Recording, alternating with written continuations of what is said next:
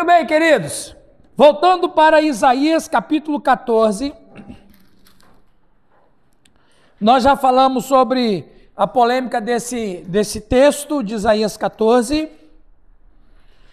e a gente vai ler no versículo de número 12, começar no número 12, até o 15. Então o texto vai dizer: como caíste do céu, ó estrela da manhã, filho da alva, como foste lançado por terra, tu que debilitava as nações. Tu dizias do teu coração: eu subirei ao céu, acima das estrelas de Deus, exaltarei o meu trono. E no monte da congregação me assentarei, nas extremidades do norte. Subirei acima das mais altas nuvens, serei semelhante ao Altíssimo. Contudo, serás precipitado para o reino dos mortos, no mais profundo do abismo. Muito bem, falamos semana passada que esse texto, ele fala do rei da Babilônia. Babilônia, mais do que uma cidade, Babilônia era um sistema do mal, um sistema anti-Deus. O fundador de Babilônia, Nimrod, o rebelde, e digo, por aquilo que a gente já estudou, pai do ocultismo e idolatria. Babilônia também foi a institucionalização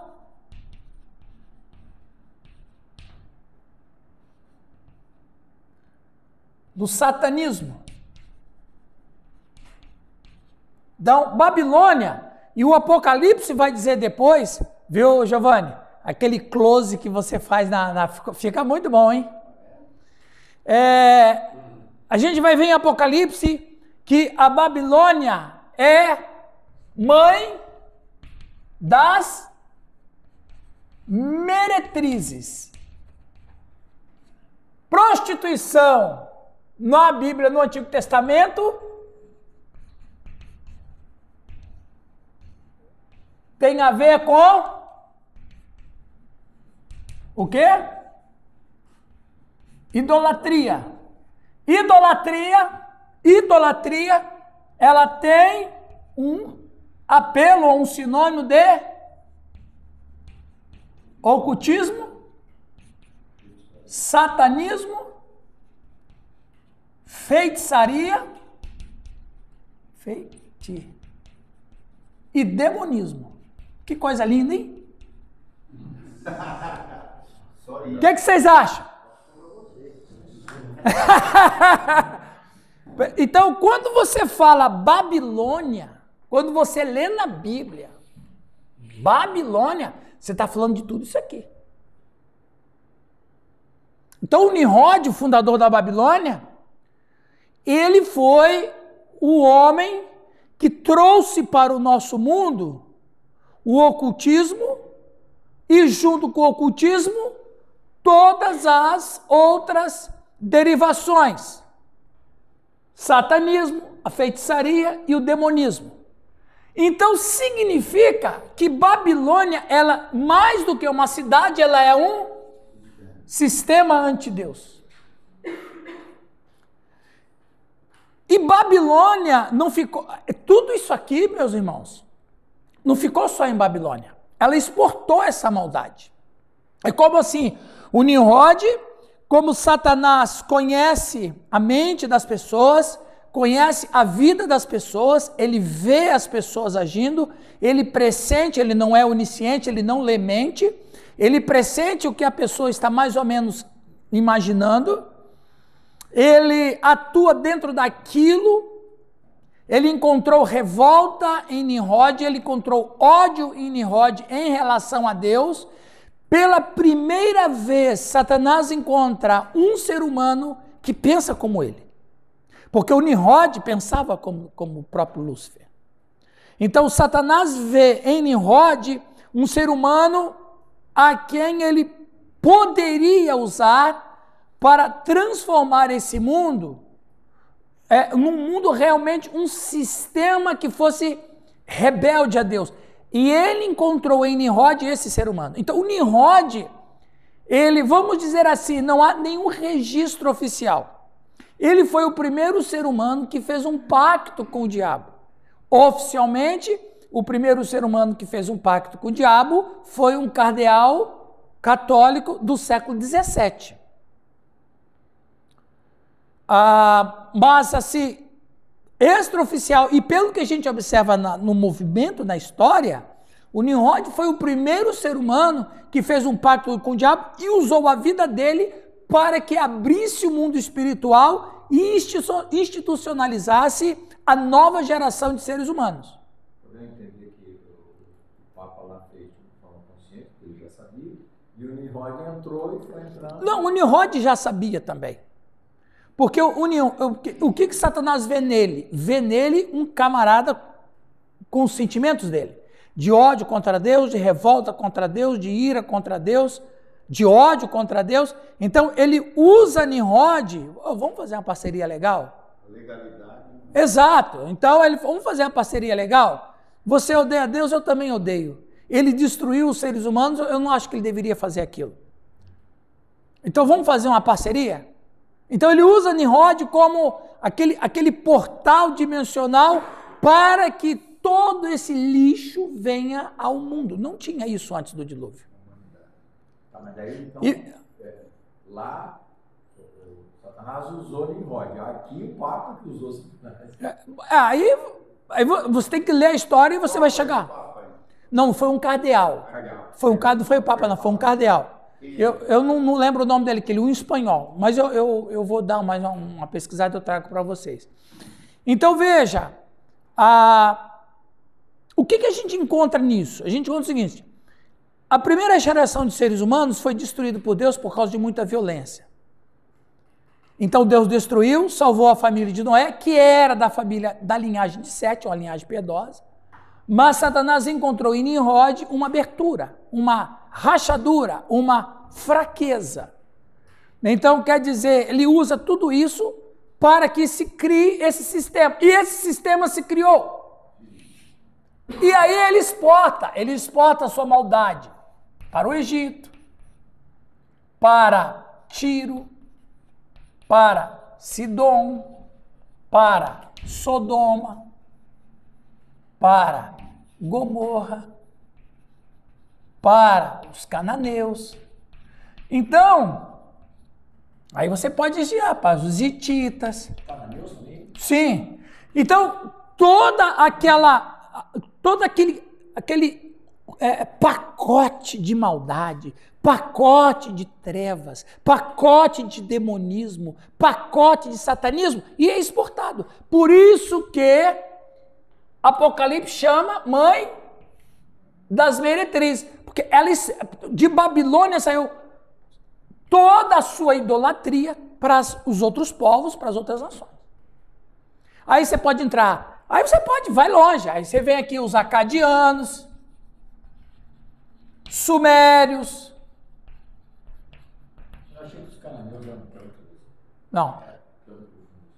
Não, Então veja, nós temos um grande meio de mal.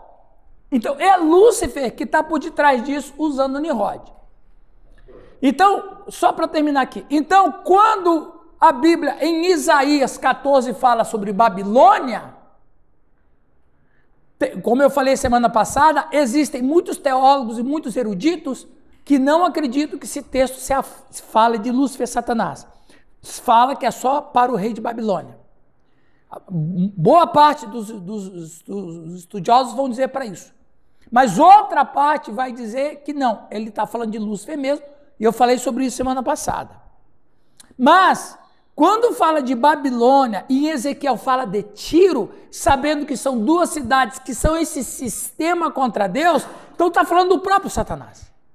Então fala de Babilônia, mas por tabela fala do próprio Satanás. Sim, pastor Sérgio?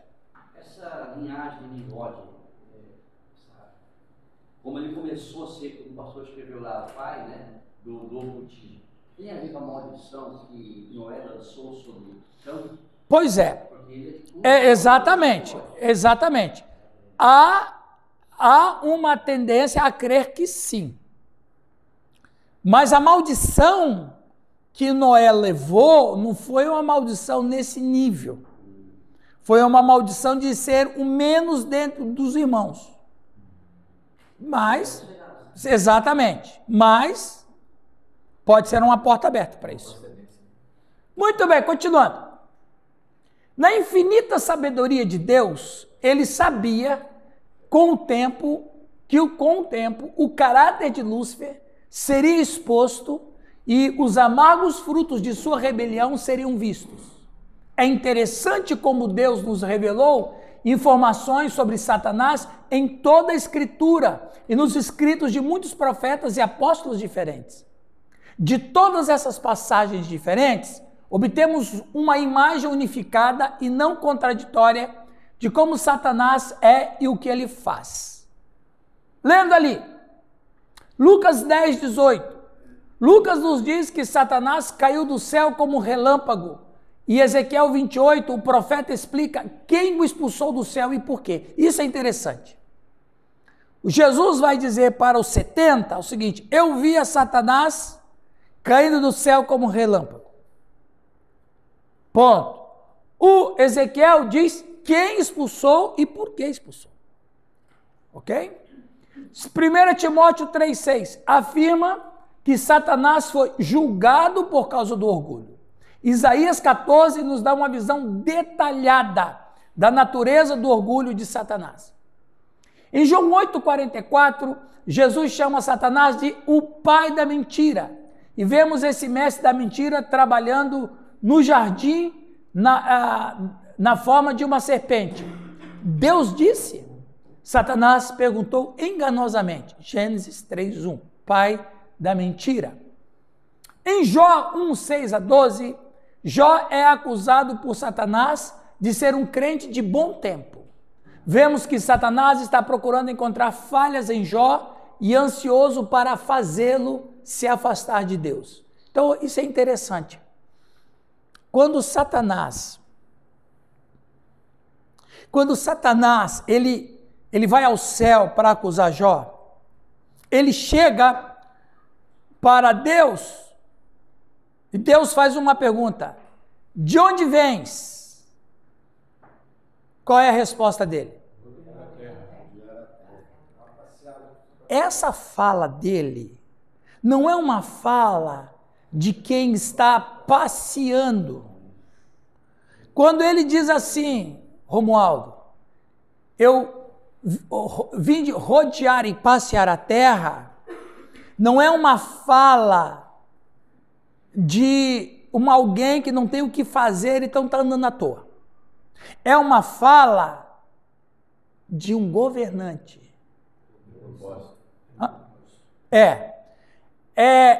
Por exemplo, Deus também é usado a mesma fala para Deus. Os olhos do Senhor estão em toda a terra. Foi a mesma fala de Davi, quando Davi estava olhando, quando ele teve o conhecimento de Batseba, o texto vai dizer que Davi estava olhando a Jerusalém que ele construiu. Então, essa fala de Lúcifer, eu vim de rodear e passear a terra, ele não fala como um ser viajante, ele fala como um governante que está olhando na terra quem é fiel a ele e quem não é fiel. E Deus fala para ele: você encontrou um que não é seu, né? Mas também você dá tudo para ele? Tira dele as coisas que ele tem, para você ver se ele não blasfema contra você. Então veja, aqui a gente começa a perceber o paganismo, porque a proposta da idolatria qual é?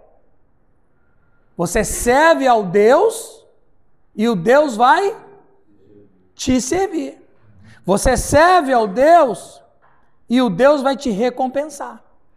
Essa ideia do paganismo que Nimrod começa tem origem no próprio Satanás. Porque é essa a proposta que ele faz para Deus. Você também o abençoa, ou seja, ele só é fiel a ti porque você o abençoa. Se você tirar as bênçãos, você vai ver se não tem blasfêmia. E Deus falou, então você tire tudo dele. Tirou, já glorificou a Deus. Satanás volta. Não te falei que ele não é igual o que você pensa? Mas tira a saúde dele. Então veja, Satanás, ele continua a rodear a terra. Ele é o príncipe da potestade do ar. Ele está olhando para nós.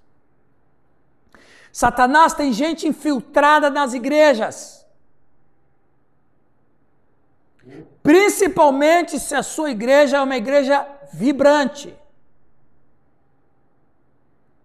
É bom que o pastor olhe para as suas ovelhas e fique vigilante. O pastor tem que ser vigilante. Você, pastor, deve ser vigilante o tempo todo. Você que está aqui, líder da sua igreja, fique vigilante com o teu pastor o tempo todo, porque Satanás coloca a gente dentro das igrejas com aparência de pureza, com aparência de santidade, com aparência de dons, e é um agente filtrado para destruir a sua comunidade. Inclusive satanista. Cuidado com pessoas da sua igreja. Cuidado com o que falam, comentam. Quem é o pai da mentira? Quem anda com mentira na sua igreja, abre os olhos. Abra os olhos. Eu sei de uma história, e fiquei sabendo de uma história de uma igreja aqui no Brasil. Vocês sabem que eu conheço muita gente aí no país, né? Que um pastor comentou comigo que uma líder de jovem, uma mulher casada, confia no líder, afinal de contas escolheu o líder, né? Então ele dá uma relaxada. Mas essa líder do jovem, junto com o marido, estavam destruindo a juventude devagar. Devagar. Bem mansamente. E eles abriram os olhos na hora. Você tem uma coisa errada na juventude. Tem coisa errada com os jovens. Agente de Satanás infiltrado. Cuidado com os professores de escola dominical. O que eles ensinam? Que tipo de nível, que qualidade eles estão ensinando? Satanás continua a rodear e passear sobre a terra. Muito cuidado. Apocalipse 12:10. Satanás é descrito como o acusador dos irmãos. Em 1 Pedro 5:8, ele é descrito como um adversário que anda em volta como leão para ver quem pode tragar. Quem que ele pode tragar? Quem que ele pode destruir? Quem que você acha? Exatamente. Então veja, vamos a falar de plano de Satanás. Sangue de Jesus esteja nesse lugar. Nem sempre ele vai destruir alguém, mas ele vai querer usar essa pessoa. Porque, exatamente, usar essa pessoa para destruir a comunhão na igreja. Ele faz isso. Tem gente que ele não quer que desvie, que fique lá mesmo, procurando alguém para devorar. E esse devorar, você não entenda apenas como para destruir a vida dele, mas para usar a vida dele para a destruição, porque ele é o anjo da destruição. O anjo da destruição. Pastor Giovanni, que está sempre convidando pessoas lá para pregar. Sério? Sempre não, né? Não, eu estou falando. É sempre eu, né? Você também abre os olhos. Você pode ver uma pessoa muito gente boa, um pastor legal, uma pastora gente boa, passa o crivo. Quem é, o que faz, onde está, que ministério tem. Porque, irmãos, Tem um peso muito grande. lógico, muito. E tem gente que é só fachada. E tem gente que é só fachada. Os de fora é mais difícil você perceber, os de dentro é mais fácil. Sim. Então, eu vou convidar que aquela irmã profetiza. Cuidado, pastor Sérgio. O povo gosta muito disso, mas é um perigo. É um perigo para a igreja. Fala. O Arama aconteceu um fato terrível. Chamaram-se lá o pastor e ele curava milagrosamente, instantâneo. Curou até o próprio pastor na hora. Mas Deus começou a mostrar que havia alguma coisa errada. Inclusive, o meu cunhado estava com um problema sério de coluna, estava lá fazendo fisioterapia, minha sogra curou a minha cunhada na filha, porque a filha era enorme, saiu correndo, disse, vamos, que Jesus está curando, que o pastor está curando todo mundo e vamos para lá. E das contas, foi para lá, aconteceu, na hora ele ficou bem.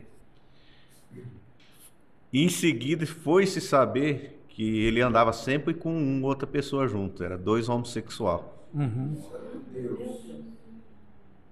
E aí o outro, meu sobrinho, estava no banco, viu quando ele foi depositar as ofertas, e ele depositava a oferta e olhava um para o outro e dava aquelas gargalhadas no banco.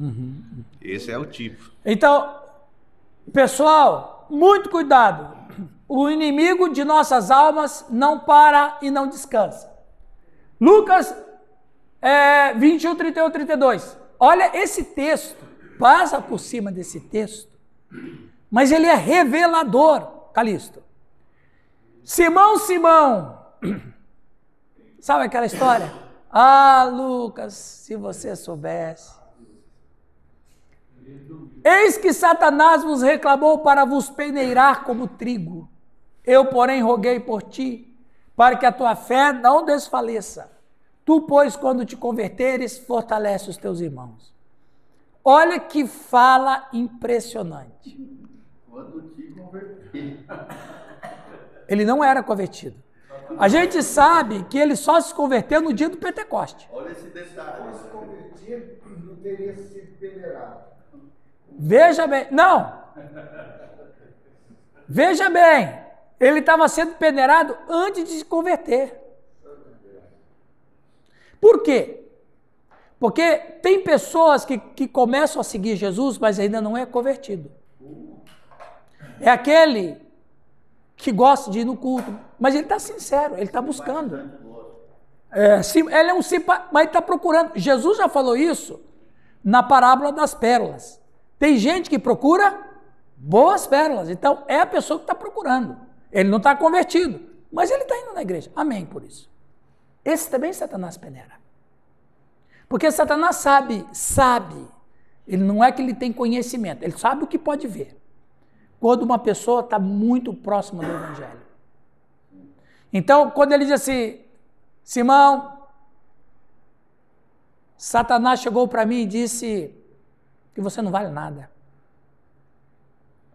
Que você está andando comigo, mas é pura fachada.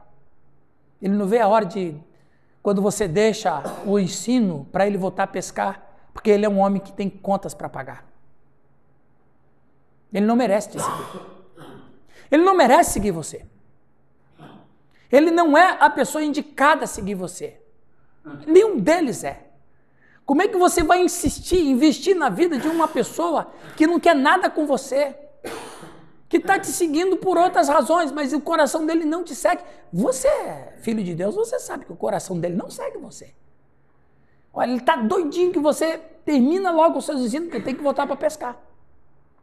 Esse texto, ele é claro em Lucas 5, quando Jesus faz a pesca maravilhosa. Olha, eles eram discípulos pela metade eles seguiam a Jesus, metade eles voltavam para pescar. A partir daquele dia da pesca maravilhosa, Eles deixaram a pescaria e ficaram só com Jesus. É nesse período que Satanás está peneirando, como peneira cada um de nós.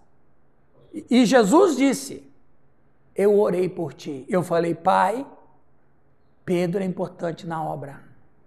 O Senhor sabe que ele vai ser uma peça fundamental. Satanás peneira cada um de nós. Ele conhece as nossas fraquezas. Ele sabe qual é o nosso tendão de Aquiles. E ele acusa a Ana, o Sérgio, o Sidney, o Marquinhos, o Márcio, eu, todo dia. E todo dia ele peneira a gente. Por isso que o nome dele é Diabo, que é acusador. Diabolos, em grego. Ele está peneirando a gente todo dia. Pastor, Sim. mas essa acusação que ele fez aí não foi depois que Cristo disse para Pedro, que não foi Deus tinha revelado a ele, o reino, não foi outro senão o Senhor? Isso. Não foi uma promessa que ele recebeu ali sobre você, edificaria a minha igreja e tal? Não Sim. foi depois disso? Foi. Mas até aquele momento tinha esse... Hoje eu não estou, amanhã eu estou, hoje eu não estou, Ele amanhã... recebeu uma promessa. Isso. Aí depois dessa promessa... Não, mudou tudo. Então, é isso que eu... Aí, exato. Aí o que acontece? Pedro não está sabendo de nada. Como a gente também nem pensa nisso. Mas Jesus está orando por nós. Ele está intercedendo por nós, pela sua igreja. Né? Então, é como se Jesus falasse, Pedro, se você soubesse. E preste atenção, ele nem chama Pedro pelo apelido. Simão é o nome original. Keifas é apelido. Foi um apelido que Jesus colocou. Aliás, Jesus gostava de colocar apelido em todo mundo. Filhos do trovão, Pedro. Porque Pedro era um cabeça dura, igual uma pedra. Pedro era cabeça dura mesmo. E Jesus então falou assim, você é cabeça dura, né, Pedro? Então você é pedra. Mas quando ele chama o nome oficial dele, porque a coisa é séria. Que nem a mãe quando vai chamar. Exatamente. A mãe chamou o nome Calixto de Deus Coutinho. Pronto. Está lascado. Né? Então, chamou o nome completo, tem alguma coisa ali. Então, Jesus vai falar com Pedro de maneira solene. Simão, Simão, se você soubesse. Ele não sabia. Né? Continuando. Como uma boa criação de... Alguém pode ler esse slide, por favor? Giovanni?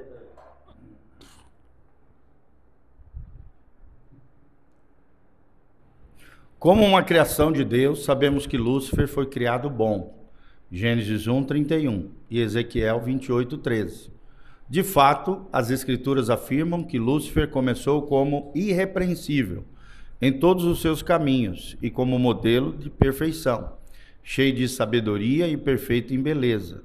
Ezequiel 28:12-15. Além disso, a ordenação de Lúcifer por Deus como querubim demonstra que Deus confiou em Lúcifer o suficiente para lhe dar uma posição de poder entre os anjos celestiais. Olha que, Ezequiel 28:14. Olha que interessante. O nome Lúcifer, tirado da Vulgata Latina. Isaías 14:12, na Vulgata Latina, que é de onde se origina esse nome para ele. Quomodo se sidiste de cielo Lucifer, qui mani oriebaris corruisti in terra qui fuderabas gentes. O que diz lá em Isaías 14:12? Como caístes do céu, aí está traduzido estrela da manhã, Lucifer. É, porque o latim, né? Qui mane oriebalis. Leia lá do Isaías 14:12, por favor. Qualquer um aí pode ler. Marcos Malafaia. Preste atenção. Deus me livre. E essa tradução em latim, vamos ali. Como caístes do céu, ó estrela da manhã, filho da alva, como foste lançado por terra, tu que debilitavas as nações. Olha aqui. Aí vocês perguntaram assim, mas se Lúcifer em latim é estrela da manhã, como é que fica a tradução de estrela da manhã sobre Jesus? Olha o que o Jerônimo faz. Apocalipse 22:16. Ego Jesus missi angelum meum testificare vobis eccesis ego sum radix et genus David stella splendida et matutina. Falando em língua do luterano. O que é que está lá escrito lá em Apocalipse 22:16? Eu, Jesus, enviei o meu anjo para dar testemunho destas coisas a vocês nas igrejas. Eu sou a raiz e a geração de Davi, a brilhante estrela da manhã. É a mesma palavra que Lúcifer. Por que houve a mudança? Porque o Jerônimo sabe que Lúcifer não é só uma palavra. Deixa eu ver se eu tenho aqui. Isso. Alguém lê isso aqui, por favor?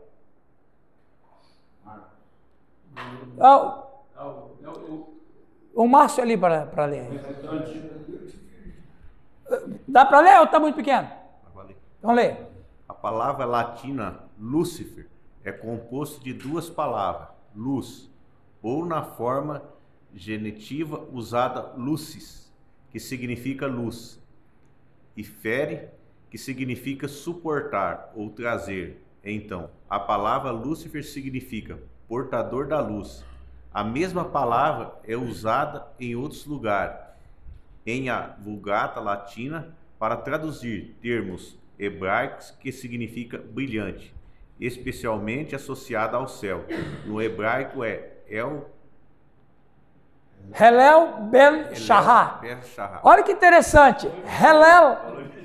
Helel ben Shahar significa brilho, né? Ou brilho, filho da alva. Coisa assim, brilhante.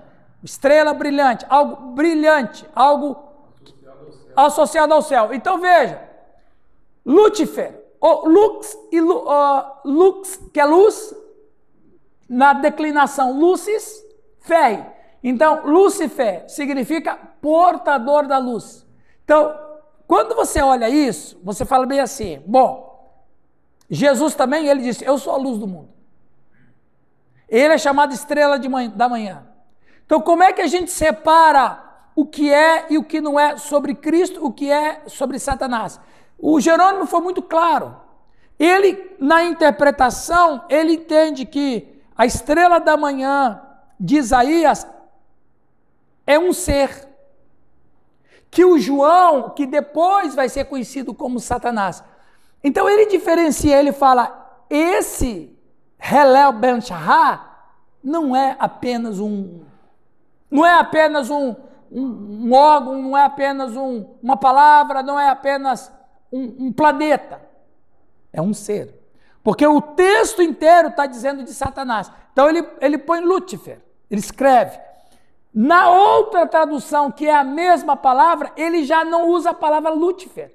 Porque a palavra Lúcifer que ele já usou com o ser para Satanás. Ele não pode usar a mesma palavra para Jesus. Vai fazer confusão. Então, ele simplesmente, ele traduz como estrela esplêndida et matutina. Ele traduz ela na forma como ele entende. E que ele vê que é isso mesmo. E não é Lúcifer. Então, algumas pessoas dizem assim, não, o texto quando diz lá Lúcifer é uma palavra qualquer. É uma palavra qualquer. Porque Lúcifer é a estrela da manhã, ou coisa parecida. Alguém que porta luz, como a primeira estrela, a Vênus, o planeta Vênus. Ele não é assim sempre. Por exemplo, nós temos certos nomes para determinadas coisas que colam tanto que você não dissocia mais. por exemplo, quando você vai tirar uma fotocópia, você fala o quê? Eu vou tirar uma Xerox. Então, quer dizer, Xerox não é o nome do produto. O nome do produto é fotocópia. Mas a gente usa a palavra Xerox porque o senhor Xerox foi o cara que comprou a ideia, institucionalizou e criou suas máquinas.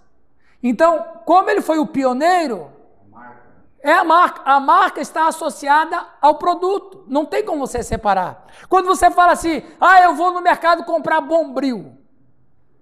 Não é a Bombril. Você vai comprar o quê? Palha de aço. Ou esponja de aço. Mas porque Bombril ficou famoso, principalmente por causa dos comerciais, então você fala que você vai comprar Bombril. Não, você vai comprar Helmas, enfim. Então, as marcas ficaram tão bem feitas que associou o nome do produto.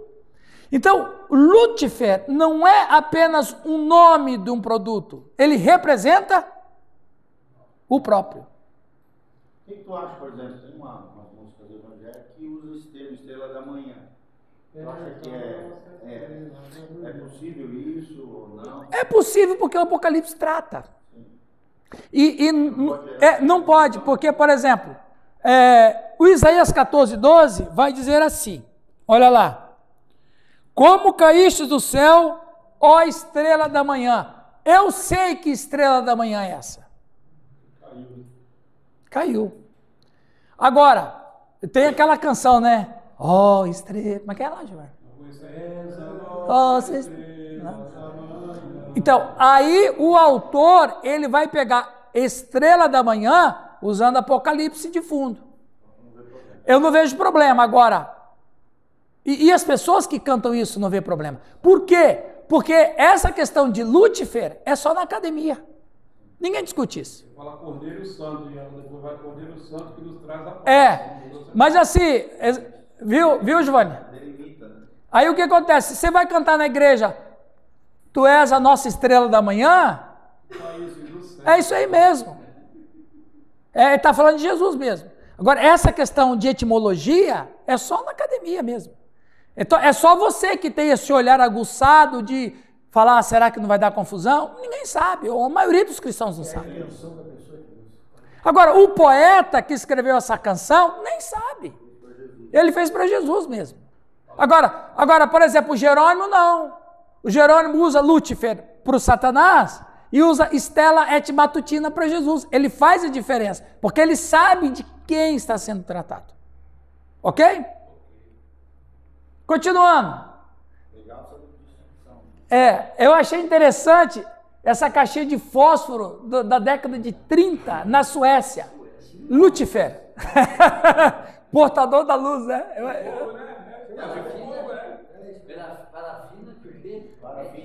Match. O significado de Lúcifer, então, é portador da luz. Portador da luz. Portador da luz. Agora, é verdade, é verdade. Olha que interessante, o doutor Reinhard Schwartz é um teólogo, ele disse uma coisa muito interessante. Alguém pode ler para nós? O Sérgio, pastor Sérgio. Sérgio. Fora de Malafaia, né? O versículo 12 refere-se a esse ser como ó Lúcifer, filho da manhã. O nome Lúcifer não aparece no texto hebraico. É uma tradução latina da palavra hebraica Helel, que está no texto. A palavra hebraica significa brilhante. A raiz desta palavra representa a emissão de luz pelos corpos celestes. A estrela da manhã é muito mais brilhante do que todas as outras estrelas que, quando a luz do amanhecer torna todas as outras estrelas invisíveis, a estrela da manhã ainda é visível. Espero que você vai continuar lendo. Olha aqui, pessoal, a interpretação do Dr. Reinhold. A estrela da manhã é muito mais brilhante do que todas as outras estrelas. As outras estrelas estão brilhando. Mas quando esta chega, ela ilumina as outras próprias estrelas. Tem proeminência. Olha o texto que Deus usa para Lúcifer. Portador da luz. O que é um portador da luz? É quem carrega a luz. Preste atenção. Quem é a luz que ele carrega?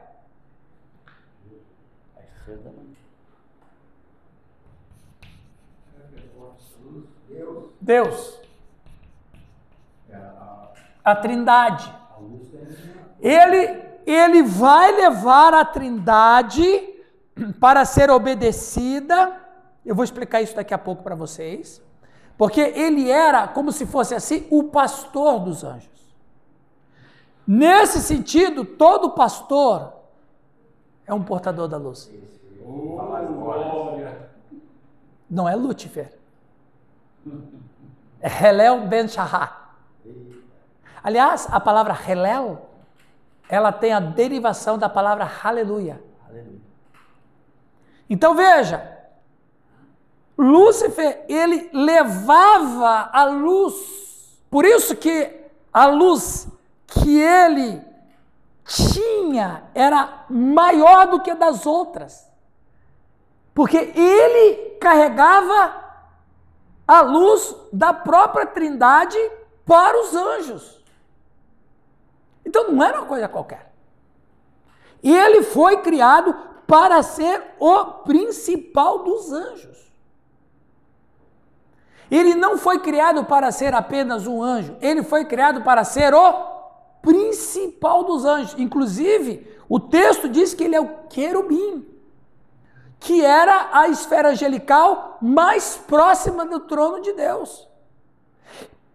Quanto mais próximo da glória de Deus, do trono de Deus, mais a glória de Deus esse ser tinha. É como se ele fosse, pegasse a glória de Deus, chegasse para os outros anjos e difundisse isso. Os irmãos estão entendendo? Por isso que é Lúcifer, é aquele que pega a luz e descarrega a luz, reflete a luz, distribui a luz que está nele porque ele estava na fonte da luz. Então Deus enche ele com a luz, ele vai para os outros anjos e os outros seres, tem incontáveis seres, para o quê? Para que toda essa criação celestial amem a Deus, glorifiquem a Deus, adorem a Deus. Essa era a função. Ele pega a luz, devolve a luz. Ele pega a luz, projeta a luz. Ele pega a luz, difunde a luz. A função dele era essa. Inspirava os anjos, inspirava as outras criaturas a adorar a Deus. Lúcifer. É Lúcifer. É o que carrega a luz da Trindade. É o que está mais próximo da Trindade. É o querubim ungido. É isso que o texto diz. Querubim ungido. É o que está mais próximo. Ele devolve a luz. Subiu para a cabeça. Subiu para a cabeça. E os outros anjos se abasteciam dessa luz que ele carregava. Se abasteciam dessa luz e aumentava o livre-arbítrio deles para adorar a Deus. Então, Lúcifer, ele inspirava os outros anjos e os outros incontáveis seres celestiais a continuar a obedecer a Deus, a continuar a adorar a Deus, a continuar a amar a Deus. Essa era a função dele. Esse portador da luz. Que tirando o ser, Rose, tirando o ser, cada um de nós somos portador da luz. Porque é isso que Deus faz com a gente. Todos. A luz dele. Isso. De Deus. De Deus. Então, a estrela da manhã é muito mais brilhante. Por que era muito mais brilhante? Porque ele era o anjo principal. Ele carregava a própria luz de Deus e difundia. Ele alimentava os outros com o que Deus tinha dado para ele. Continuando ali, Sérgio. O ponto dessas designações é que o assunto do versículo 12 é um ser de luz brilhante. Assim como a estrela da manhã é a mais brilhante de todas as estrelas, esse ser é o mais brilhante de todos os seres brilhantes de luz, criados por Deus. Este ponto é significativo devido a vários fatos. Como observado anteriormente, Deus chamou os anjos de estrelas, Jó 38:7. A Bíblia retrata anjos, não humanos mortais, como seres brilhantes. Exatamente, os anjos são seres brilhantes. Aí você pega essa ideia, porque, gente, nós estamos falando, presta atenção, Romualdo, presta atenção, Alex, nós estamos falando de coisas imemoriais. Nós estamos falando de coisas antes da própria criação do planeta. O que nós estamos falando aqui é Gênesis 1:1. Nós estamos falando aqui numa época onde ainda não havia terra e nem havia, não havia o ser humano. Já havia o universo, já havia o planeta, só não havia o ser humano. Nós estamos falando de tempos imemoriais, de tempos perdidos na memória. Nós não temos como mensurar isso, só sabemos que esse Gênesis 1, no princípio criou Deus os céus e a terra. Nós estamos falando da criação do cosmos, nós estamos falando da criação do universo, nós estamos falando da criação do planeta, nós estamos falando da criação dos anjos, nós estamos falando da criação de seres incontáveis que existiam. E talvez, seres no planeta que não eram humanos ainda. Vamos especular? Não é uma doutrina, é uma? Não é uma doutrina, é uma teoria. Você sabe qual é a origem da palavra teoria? Do grego theos,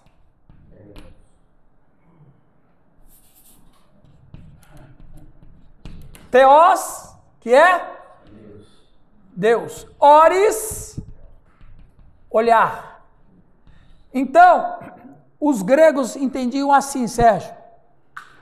Alguém apresenta um novo Deus. Eu quero apresentar um novo Deus aqui. Quem é? É o Deus Calisto. É o Deus Calisto? Ele é forte no quê? O Deus Calisto é maravilhoso. Esse Deus Calisto faz milagre entre os corintianos. Esse Deus Calisto aí, ele é alegre. Esse Deus Calisto aí, ele é maravilhoso. Ele não é grande não, ele é pequeno. Esse Deus Calisto aí é o Deus da visitação. Ele visita. Ele faz 700 visitas por mês. Esse Deus Calisto. O Jota ficou preocupado. Esse Deus Calisto é maravilhoso. Então eles passam a ficha do Deus Calisto para os gregos, para entrar na galeria. Aí os caras vão estudar, mas não vão tomar nenhuma atitude ainda. Eles só estão conhecendo. Daí vem a palavra teoria, que é: eu estou olhando um Deus, eu estou estudando um Deus para ver se eu posso adorá-lo. Então, nesse ato de ficar olhando esse Deus, estudando esse Deus, só isso, se eu não pratico, então eu só estou olhando. Daí vem a palavra teoria, que é: você nunca pratica, você está sempre só na teoria, só estudando, conceituando, pontuando, mas nunca toma uma atitude, ou uma ação, na verdade. Você nunca toma uma ação. Então veja, essa é a origem da palavra. O que nós estamos falando aqui é uma teoris, que a respeito desses seres que habitavam no planeta, que não eram humanos, que participaram da mesma rebelião que Lúcifer, que Deus os puniu, fazendo com que perdessem os seus corpos, e que se transformaram em demônios. Fala aí, nós estamos falando de anjo. Eu estava vendo um pregador que foi na igreja do pastor Giovanni. Ele fala muito do estudo dos anjos, o tal de Coraiola. O cara gosta de estudar sobre anjo. Ele gosta de estudar muito outras coisas também. Eu vi na igreja do amigo meu. Né, aquele cara. Então veja. Então nós estamos falando de um tempo assim, meus irmãos, assim, impressionantes, incríveis na história da criação. Então, sempre tem, né? Então você veja bem, você tem um ser criado e, olha, Lúcifer foi criado exclusivamente para fazer isso. Deus sempre tem o seu representante na história. Quem é o representante de Deus no céu e na criação?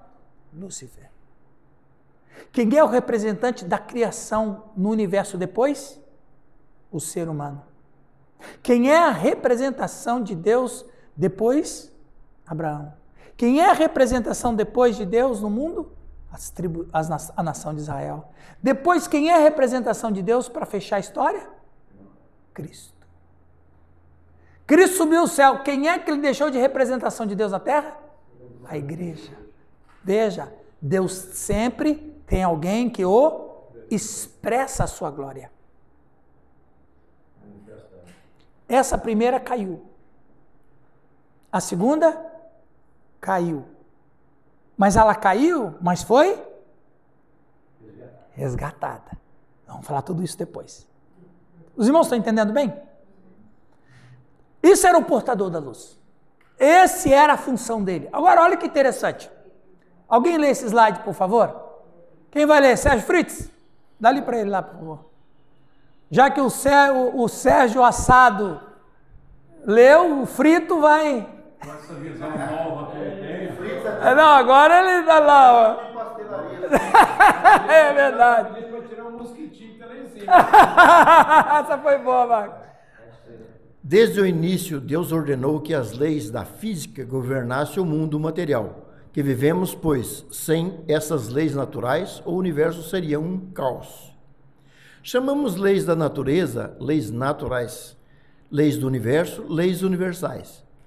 As leis segundo as quais o universo funciona, as leis da natureza existem e determinam como o universo se comporta. Continue, espera um pouquinho, você vai continuar lendo. Presta atenção, pessoal. Olha onde eu fui buscar para trazer essa informação para vocês. Quando Deus criou, Gênesis 1:1, não é 1:2, 1:1. Quando Deus criou o planeta, quando Deus criou o universo, Ele criou com leis. Que os cientistas chamam de leis naturais.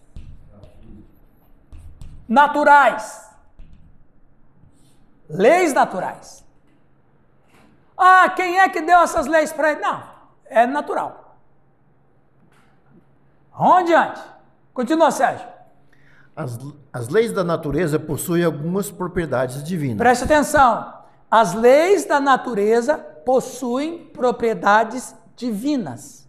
Quais? Primeiro, princípio da universalidade. Funcionam da mesma maneira em qualquer local do universo e em qualquer tempo. Quem é? Esse aqui nós estamos falando de quê? Leis. Sim, mas... Leis universais. Que característica de Deus está aqui? Sim. Que característica de Deus está ali? Universalidade. Onipresença. Continua, Sérgio. Segundo, princípio do absolutismo. São absolutas, nada do universo as afeta. Quando vem um tsunami, o que acontece? Quem segura o tsunami? Ninguém. Quando vem uma tromba d'água, quem segura a tromba d'água? Ninguém. Que característica de Deus nós temos aqui? Absoluta. Onipotência. Ninguém pode contra a natureza. Ninguém pode contra a natureza. Lei da ciência. Característica de Deus. Quando entra em erupção, quem é que contém um vulcão em erupção? Que leis são essas? Princípio do absolutismo. Essa lei, a lei da gravidade. onipotência. Ninguém consegue conter a lei da gravidade. Continua, Sérgio. Terceiro, princípio da estabilidade. São estáveis, não se alteram com o tempo. São estáveis. O que é chuva, o que é calor, o que é frio, são estáveis. Continua, Sérgio. Quarto, princípio da onipotência. São onipotentes, pois tudo no universo está sujeito a elas. Continua. Quinto, princípio da objetividade. São objetivas, podem ser demonstradas por qualquer um, produzindo sempre os mesmos resultados sobre as mesmas condições. Exatamente. Então, você vai estudar física, os físicos chamam de lei da natureza, mas essas leis não nasceram por si só. Alguém imprimiu o caráter por alguém. Olha que interessante, né, Vânia? Agora, olha só essa aqui. Salmo 111, 7, 8. As obras de suas mãos são verdade e justiça. Fiéis todos os seus preceitos. Estáveis são eles para todo sempre. Instituídos com fidelidade e retidão. Isso significa o quê? Significa isso aqui, ó. Vou pedir que alguém... Ana, dá para você ler? Vamos lá. Lê esse slide aí, Ana. Tá bem grandão aí, você não vai ter problema. Olha que interessante onde nós vamos chegar agora.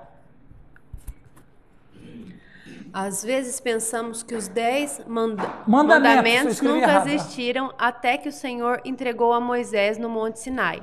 Mas as Escrituras nos ensinam que os princípios das leis de Deus sempre existiram por toda a eternidade, pois são as bases fundamentais do seu reino de amor. Aqui, preste atenção. Continua, espera aí, Ana, que você vai ler mais um. Preste atenção. Nós pensamos que as leis de Deus vieram com Moisés. Não. As leis de Deus sempre existiram, antes da criação do homem. Aí o Márcio pergunta, por quê? Porque é o seguinte, e isso é importante a gente saber, a criação, para se relacionar com o Criador, só por adoração,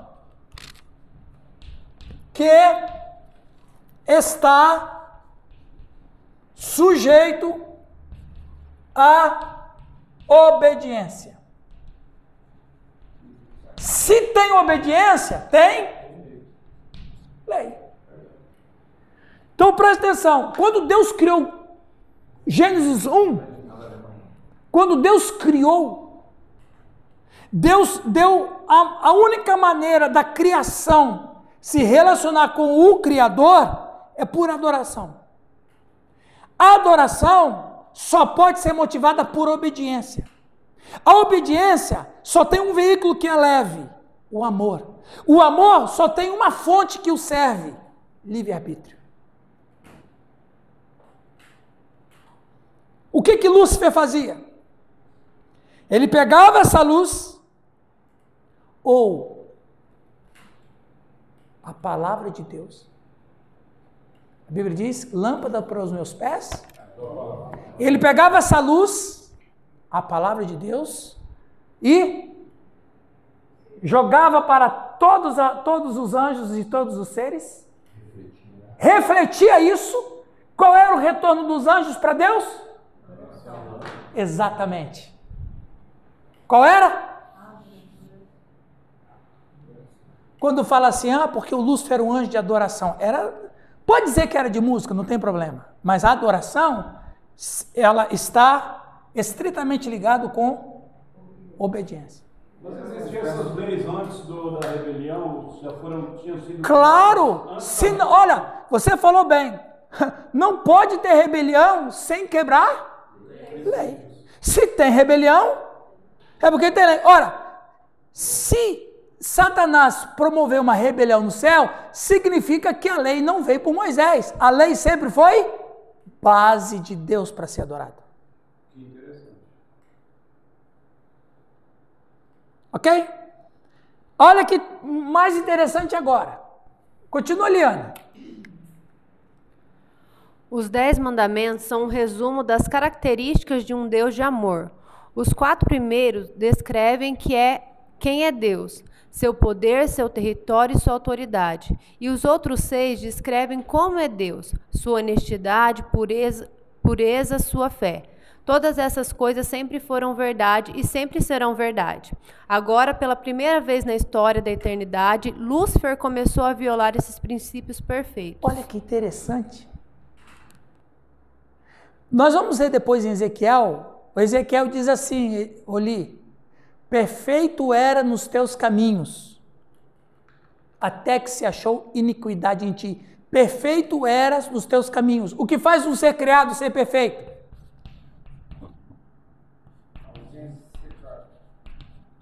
O que faz um ser criado ser perfeito? Obediência. Exatamente. Exatamente. Anda na minha presença e ser perfeito. Senhor, eu não posso. Então eu vou mandar alguém para ser perfeito por você. Quem foi? Quando Jesus Cristo morreu na cruz, e por que ele ressuscitou? Ele ressuscitou porque aquilo foi um culto. E Deus Pai aceitou o culto que Jesus Cristo fez. Por quê? Porque foi um culto perfeito. Olha como, seja, as coisas vão se encaixando. Por que foi um sacrifício perfeito? Porque ele teve uma vida perfeita. Dentro de reservadas proporções, por que Deus aceitou o sacrifício de Abel? Porque a vida dele agradava a Deus. Ou seja, leis sempre existiram. Lei não é uma coisa para o ser humano. Se Satanás era uma criatura, e é uma criatura, caiu em pecado, logo essa criatura tinha uma lei a seguir. Aqui está, gente, aqui está. Gostei da fala que o Giovanni deu agora. Anda em minha presença. Aí você fala o que para Deus? Eu não sou perfeito, eu não tenho condição de ser perfeito. Então Deus diz, eu vou enviar alguém para ser perfeito para você. Siga ele, você pode ser perfeito. Siga ele e a perfeição dele vai passar para você. E por isso que Deus nos aceita. Por isso que Deus aceita o canto que a gente faz na igreja. Por isso que Deus aceita as orações que a gente faz para Ele. Por isso que Deus aceita as coisas que a gente faz para Ele. Por quê? Porque nós fazemos a sombra do Cristo. E a sombra do Cristo se chama perfeição. Méritos de Cristo. Então, os mandamentos sempre existiram. Sempre existiram. Vamos falar um primeiro? Qual é o primeiro? Não terás. Satanás quebrou o primeiro. Exatamente, exatamente. Preste atenção. Nós não temos noção de tempo na eternidade, porque lá não tem tempo. Mas, enquanto tinha perfeição na eternidade, Satanás usava isso para glorificar a Deus. Perfeito eras nos teus caminhos, até que se achou iniquidade em ti. O que faz uma criatura ser perfeito é ele seguir a lei. Mas Satanás foi o primeiro ser criado a desafiar isso. Olha que interessante. Ele ser perfeito é uma coisa, ele não era perfeito, mas ele, como era portador da luz... Ele estava... Todos, né? Olha ali. Ele insinuou para outros anjos que Deus abusava do seu poder divino e suas leis restringiam a verdadeira liberdade e felicidade das suas criaturas. Com seu raciocínio capaz e poder de influência, Lúcifer pôde persuadir a um grande número de anjos a se unir no seu motim. Pessoal, vocês não acham que Deus é demais? A gente obedece a Ele. A gente obedece a Ele. Mas eu acho que a gente obedece a Ele por obrigação. A gente não devia estar obedecendo a Ele. Aliás, todos nós deveríamos ser adorados também. Vocês não acham que Deus... Não convence.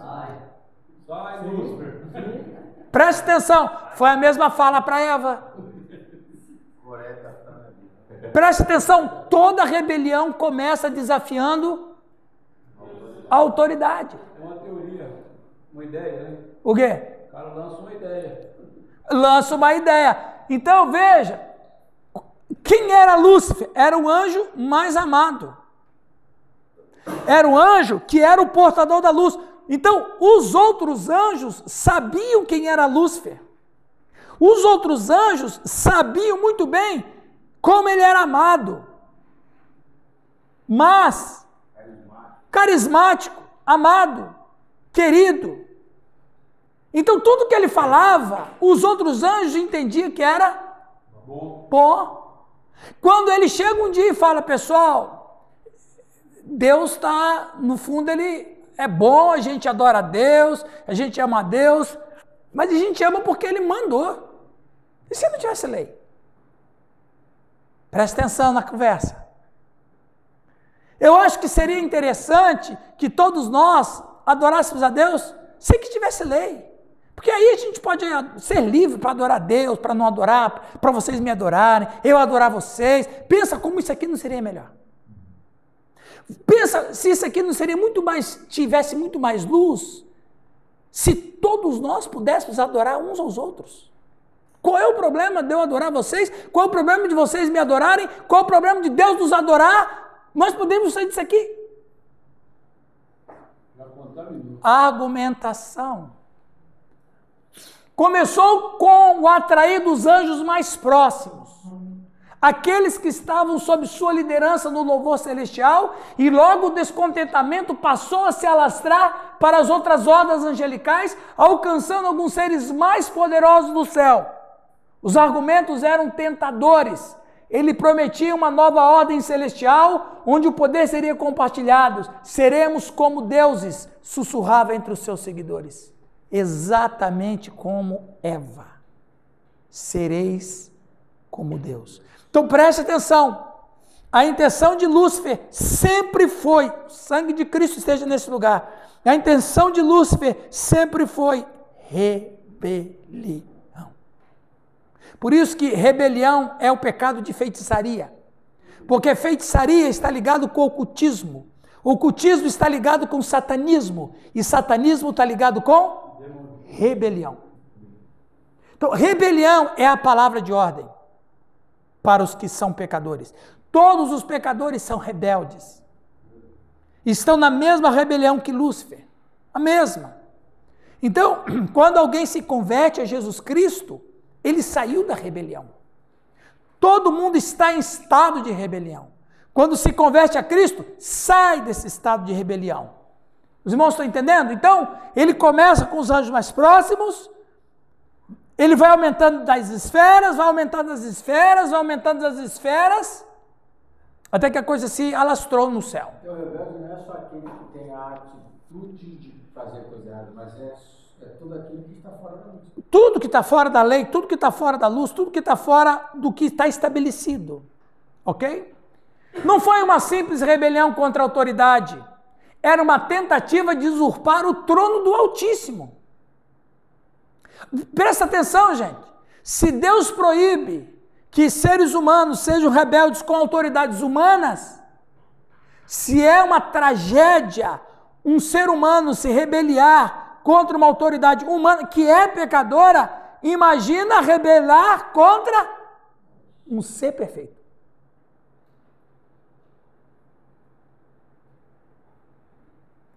A harmonia celestial, antes repleto de harmonia perfeita, começou a se dividir. De um lado, os anjos que decidiram permanecer fiéis a Deus, liderados por Miguel, o outro lado, seguindo Lúcifer. O que começou com sussurros de descontentamento, logo se transformou numa conspiração aberta. Os corredores celestiais, antes preenchidos com louvores, agora ecoavam com murmúrios de rebelião e planos de insurreição. O momento do confronto final se aproximava. O impacto desta queda reverberou por todo o universo. Gente, não ficou só no céu.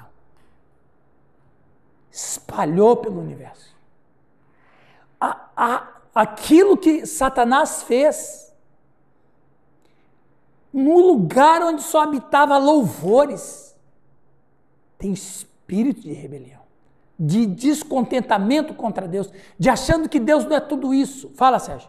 É possível imaginar essa frase: os corredores celestiais agora ecoavam como murmúrios de rebelião e plano de insurreição no céu. No céu. Local de santidade E perfeição. Aí é que está o problema. Quem quebrou a perfeição? Por que era perfeito? Porque só tinha obediência. Exatamente. A obediência quebrou, o pecado chegou, meu. É por isso que falamos, né? Aprendemos, né? Que o pecado começou no céu.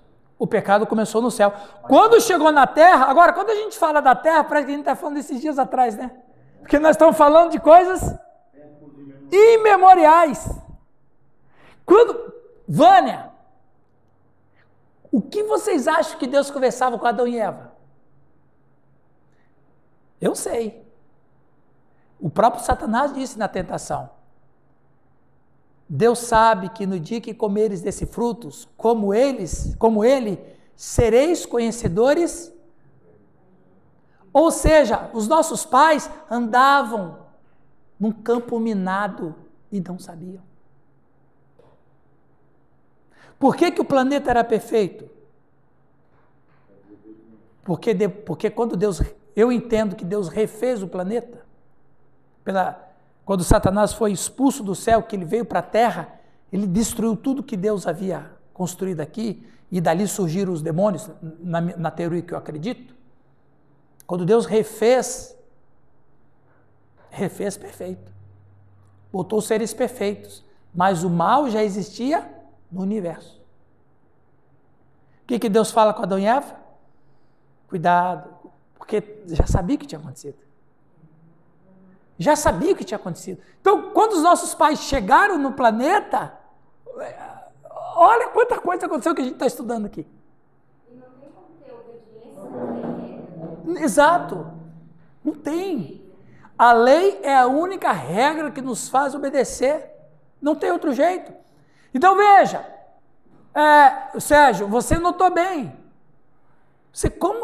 A gente não imagina que no céu teve pecado.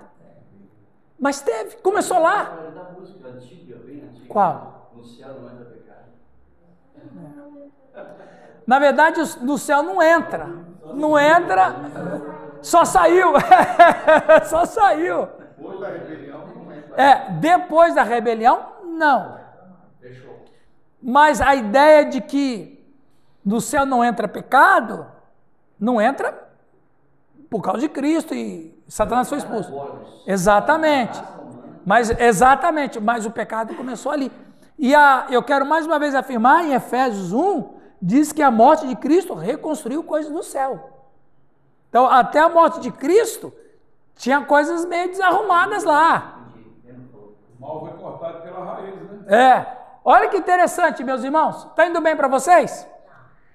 O terço dos anjos que escolheram seguir Lúcifer perderam não somente a sua posição, mas também a sua glória. Nas suas naturezas foram corrompidas, seres dedicados a se oporem a tudo que é de Deus. Os anjos caídos perderam o direito de habitar nas esferas celestiais. Eu quero ler esse texto, 2 Pedro 2, 2 a 4, que já está na hora. Vamos terminar, 10h28. Olha a hora da merenda. Quem vai ler para nós? O quê? 2. 2 Pedro 2, 2 a 4. O relógio está atrasado, o relógio está atrasado. 2 Pedro 2, 2 a 4. E muitos seguirão as suas dissoluções, pelos quais será blasfemado o caminho da verdade. E por avareza farão de vós negócio com palavras fingidas, sobre os quais já de largo tempo não será tardia a sentença, e a sua perdição não dormita. Porque se Deus não perdoou aos anjos que pecaram, mas havendo-os lançado no inferno, os entregou às cadeias da escuridão, ficando reservados para o juízo. Exato. Então Deus não perdoou, e daqui a pouco eu vou falar por que Deus não perdoou. Deus não perdoou os anjos que pecaram. Pelo contrário, os expulsou do céu e ficaram, né? Esse texto diz, alguns estão presos, os piores estão presos. Que lá em Apocalipse, Deus vai dar a chave do abismo para Apolion, ou Abaddon, abrir, para livrar esses anjos que estão lá, que se estão presos, Larissa, é porque são tão destruidores que Deus não deixou eles soltos. São tão destruidores, são tão malignos, se tornaram tão cruéis, que Deus disse, esses vão ficar presos, porque eu vou criar a humanidade. E se eles estiverem soltos, a humanidade não vai resistir. Porque eles não perderam o poder. Vamos tomar um café, depois a gente volta?